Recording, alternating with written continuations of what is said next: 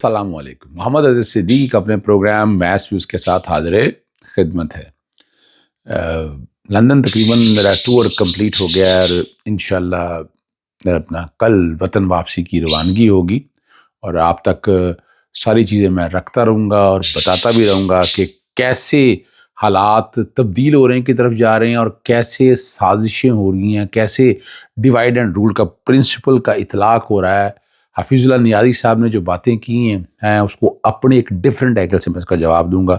مریم حکومت کی سازش کر گی، مگر نقصان کس کا؟ یعنی ذرا سمجھیے گا، ہیلی کاپٹر پہ سفر کر کے یا جہاز پہ سفر کر کے آپ چیزوں کو کنٹرول نہیں کر سکتے، اور جسٹس اطہر من اللہ کی پوری سپورٹ کروں گا. اور بہت سے لوگ اس پر ٹوٹ پڑے، آج باتیں کرتے پھر رہے ہیں، یعنی جو باتیں ہیں، یعنی برائی پر پریشانی کی کیا بات ہے اس کانٹیکس کے حوالے سے ذرا سمجھنا ہے، اور اگر آپ سمجھ سکے تو آپ کو اندازہ ہو جائے گا. اب خواجہ آصف کی باتوں پر خاموشی کیا ہے، نواز شریف نے خاموشی کیا ایک سازش نکلی ہے، یہ بھی سمجھ جائیے گا. سارے ایک ہی پیج کے اوپر ہے. میں تو آج سے نہیں، میں بہت پہلے سے یہ بات بڑی وضاحت کے ساتھ میں بار بار کرتا رہتا ہوں. اور علیمہ بہن کے ساتھ جو آپ جہاں وہ ہیئرنگ کے لیے آئی ہیں، وہاں کیا کیا باتیں ہوئی ہیں، کیا گفتگو ہوئی ہیں، وہ آپ اندازہ لگا سکتے ہیں. اور کیس کی سماعت تو ویسے اڈیالہ جیل میں تو شخانہ کیس کی سماعت جو ہے وہ 8 ستمبر تک ملتوی ہو گیا. کچھ نہیں ہے اس کیس کے اندر، there is nothing in it. اس کیس میں کچھ نہیں ہے. الٹیمیٹلی اس میں بریت ہے، جتنا مرضی آپ شور ڈال لیں یہ رہنا نہیں ہے. اور 13 گواہوں کے بیانات ریکارڈ ہوئے ہیں. پہلے تو آپ کے سامنے میں بتانا چلوں کہ توشہ خانے والے کیس کی حیثیت کیا ہے. توشہ خانہ کی حیثیت، کیس کی حیثیت کوئی اس لیے نہیں ہے کہ یہ بتایا گیا 2018 کے کوئی تحائف ہیں، تو 2023 میں آ کر اس کا اطلاق کیا گیا ماضی میں. یعنی پہلے یہ تھا کہ آپ کو تحائف جمع نہیں کرنے ہوتے تھے، ڈیٹیل جمع کرانی تھی، ویلیویشن ہوتی تھی. یہ کہا گیا کہ تحائف جمع، آپ نے تحائف جمع نہیں کرائے، بھائی ان کے علاوہ باقی کسی نے بتا دیں. یعنی اس پہ کیا ہماری عدالتیں خاموش نہیں؟ عدالتی نظام پہ اتنے زبردست سوال اٹھ گئے ہیں کہ آپ کو بس جواب دینے کے لیے نہیں ہے. آپ کیا کہیں گے؟ آپ کے پاس کوئی جواب نہیں ہے ان چیزوں کو یا ان باتوں سب کو آگے لے کے جانے کے حوالے سے. آپ کو غور کرنا ہے کہ کیسے ان چیزوں سے آگے آپ نکلیں گے. یہ سمجھیے گا بات کو. چلیں ہم آپ کو آگے جو بات سمجھانا چاہتے ہیں کہ 2023 میں رولز بنائے گئے، اس کا اطلاق ماضی سے کیا گیا. ماضی سے اب نہیں ہو سکتا ماضی سے اطلاق. دیکھیں آرٹیکل 10 بڑا کلیئر ہے کہ آپ کسی ایک آدمی کو کہیں کہ جناب یہ کل میں فرض کریں سائیکل چوری جرم نہیں تھا، سائیکل ایک بندہ چوری کر، آج کہیں کہ سائیکل چوری جرم ہے، اس کا اطلاق کیونکہ اس وقت یہ بتایا نہیں گیا تھا کہ اگر آپ ایسا کریں گے تو جرم ہوگا.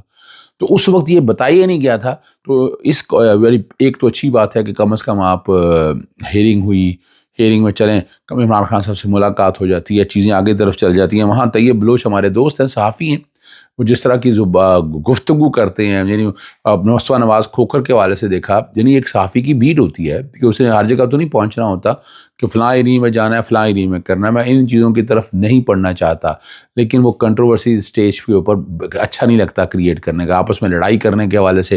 اور پھر سوال جو جس طرح کے ہو رہے ہیں وہ بھی ایک لائن آف ایکشن طے کریں. یہ بڑا نازک موقع ہے، اس کو آپ نے سمجھنا ہے کہ اس وقت جڑنے کی، اکٹھے ہونے کی پوری کوشش ہونی چاہیے تاکہ آپ اکٹھے رہ سکیں اور چیزوں کو آسان طریقے سے مینج کر سکیں. یا ڈیوائڈ اینڈ رول کے پرنسپل کو خدا را مت اطلاق ہونے دے. اگر ہوگا تو اس کا نقصان ہمارا اپنا ہی ہے. ایک بات میں کر کے پھر اگلی بات، پارلیمان کے سامنے آپ کے سامنے پولیس بھی پہنچ گئی، لیکن اسمبلی کا اجلاس باہر لگایا گیا. اب یہ والا معاملہ صرف اسمبلی کا اجلاس باہر لگانے سے نہیں، اس سے آگے پارلیمان کے سڑکوں پہ جانے کا بھی ہے، اسلام آباد ہائی کورٹ بھی جانے کا، جہاں جا کے 190 ملین پاؤنڈ کا کیس فکس کرانے کی بات ہوئی.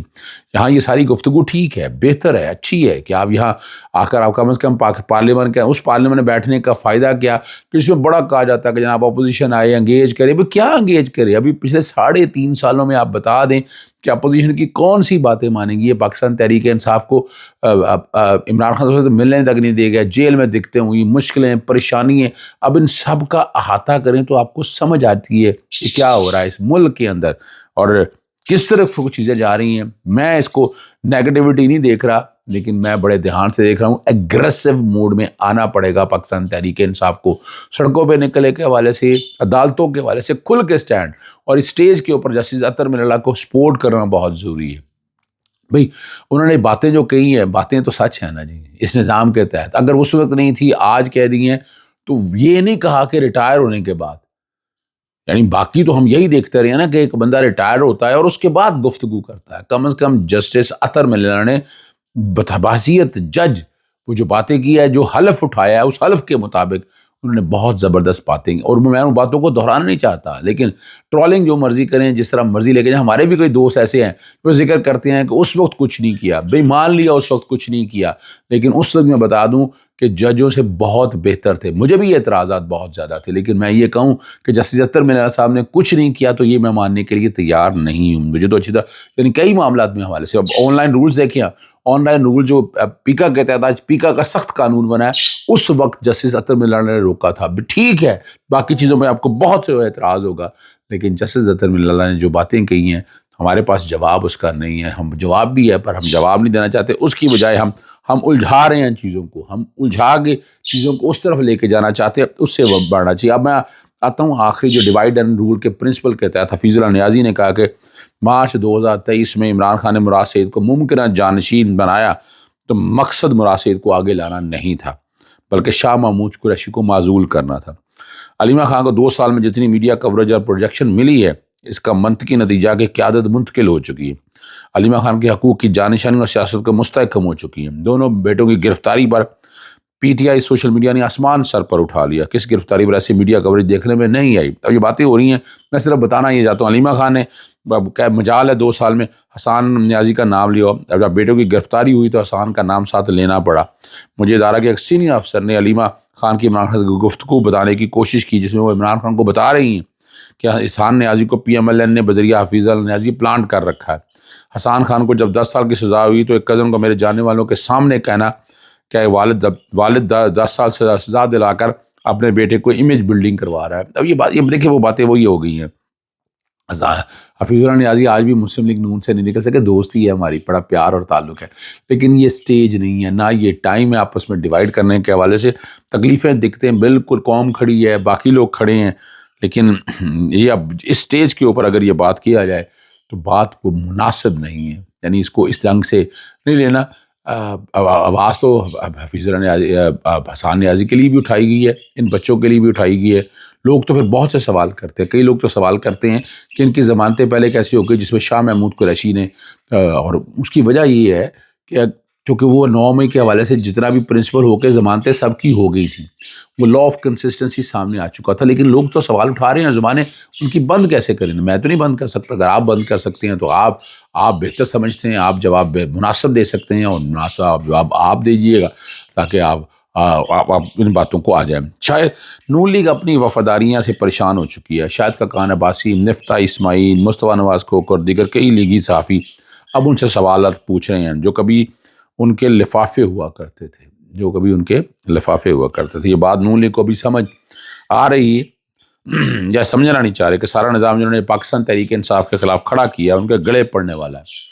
اور پیکا کی تلوار، مدت ملازم کی توسیع اور بہت سی عدالتوں کے چکر، بینیفیشری وہ سمجھی بیٹھے ہیں کہ ہماری طرف کچھ نہیں آنا. لیکن آپ کو سمجھنا ہے کہ کن چیزوں نے کس طرف جانا ہے تاکہ آپ آسانی سے بات آ جائیں.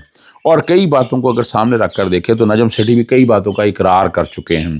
اور پیپلز پارٹی کا قادر منظور کے جو خواجہ آصف کے بارے میں بات کرتے ہیں کہ وہ بہکی باتیں کرتے ہیں اور انہیں اپنا ٹیسٹ کروانا چاہیے. یعنی یہ کو اچھا تو نہیں لگتا. اور اپنا 25 سال سے ایم این اے رہ رہے ہیں، 25 سال سے ان کی مرضی کے بغیر آپ سامنے دیکھیں چپڑاسی اور کوئی ہو ہی نہیں سکتا.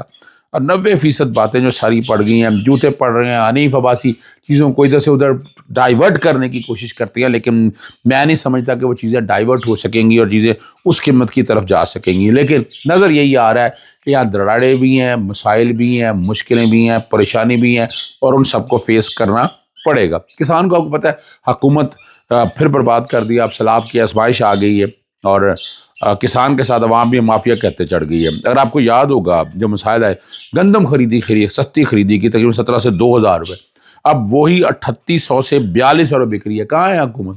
یعنی کیا خاموشی. مارک بیچارہ کسان مر گیا اور جب مڈل مین ہے وہ بیٹھ کے پیسہ بنا رہا ہے. کیا کر لیا ان لوگوں نے؟ ان پہ کیا باتیں کہ قیمت مقرر نہ کی اور 300 ارب کا ٹیکہ اس وقت لگا تھا. اب سستی گندم خریدنے والے تاجر مافیا 3800 من فروخت کر رہا ہے. اب چونکہ گندم مارکیٹ میں سے ہوگی، اب حکومت، اب ٹائم ہے نا اس کا، جو بڑی باتیں کرتے ہیں، جو سارا کہتے ہیں نکالے نا سارا یہ بات، اب پتہ چلے گا کہ کیسے ہونا ہے، کس طرح معاملات کو چلنے والی بات کی طرف لے کے جانا ہے. لیکن تکلیفیں آپ اب جواب کیسے دیں گے؟ سستی کرائے نا گندم. اب آئے نا آپ کے پاس یہ جو فورسیں بنائی ہوئی ہیں، کس لیے فورسیں بنائی ہوئی ہیں؟ صرف سیاسی طور پر دبانے کے لیے. یہاں آ کر بتائیں کہ آپ کیا کر سکتے ہیں. اجازت چاہتا ہوں. السلام علیکم. اللہ حافظ. پاکستان.